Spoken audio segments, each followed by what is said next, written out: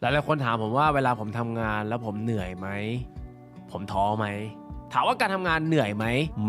มีแน่นอนอันเนี้ยทุกคนเหนื่อยอันนี้เราจะบอกให้ว่าเราเหนื่อยอยู่แล้วแต่ว่าในการทำงานจริงๆแล้วเนี่ยถ้ามันเป็นสิ่งที่เราชอบมันเป็นสิ่งที่เรารู้สึกว่าทำแล้วเนี่ยมันมีความหมายมันมีคุณค่าความเหน็ดเหนื่อยนั้นมันจะมีแต่ว่ามันจะหมดไปทันทีหลังจากที่คุณเห็น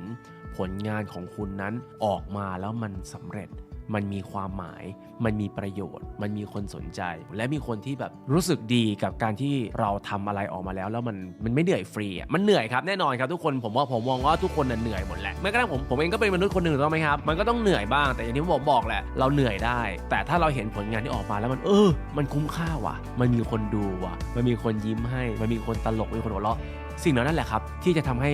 ผมนั้นหายเหนื่อยนั่นเองตรงนี้